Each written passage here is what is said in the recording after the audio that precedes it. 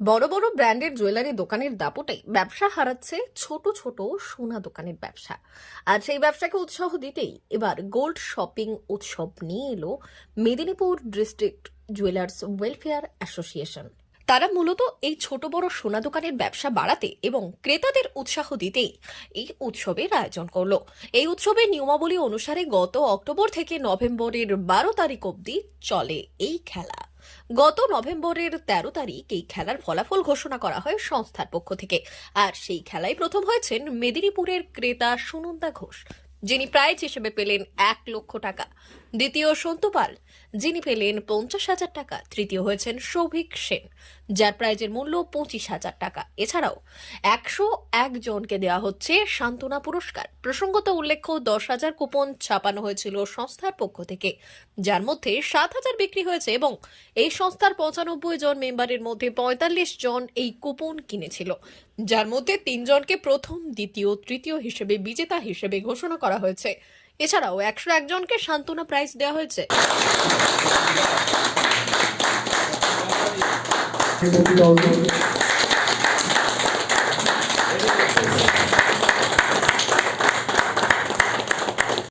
এই দিন মেদিনীপুর শহরের একটি রেস্টুরেন্ট থেকে এই প্রাইজগুলো তুলে দেওয়া হয় বিজয়ীদের। এই অনুষ্ঠানে উপস্থিত হয়েছিলেন পশ্চিম মেদিনীপুর ডিস্ট্রিক্ট জুয়েলার্স ওয়েলফেয়ার অ্যাসোসিয়েশনের পক্ষ থেকে সম্পাদক অর্চিত সাহা, শিলাদিত্য কালী, সভাপতি প্রসেনজিৎ সাহা, সহ সভাপতি অলোক কুমার কামিল্লা ও সুকুমার পাণ্ডব। এই দিন এই সংস্থার সম্পাদক অর্চিত সাহা কি বললেন শোনাবো। পুজোর থেকে ধানতেরাস পর্যন্ত একটা গোল্ড শপিং ফেস্টিভ্যাল করেছিলাম আমাদের স্থানীয় যতগুলো জুয়েলার্স আছে আমাদের অ্যাসোসিয়েশনের মধ্যে, পশ্চিম মেদিনীপুর ডিস্ট্রিক্ট জুয়েলার্স অ্যাসোসিয়েশনে আমরা একটা গেম করেছিলাম আমাদের ক্রেতাদের জন্য, কাস্টমারের জন্য।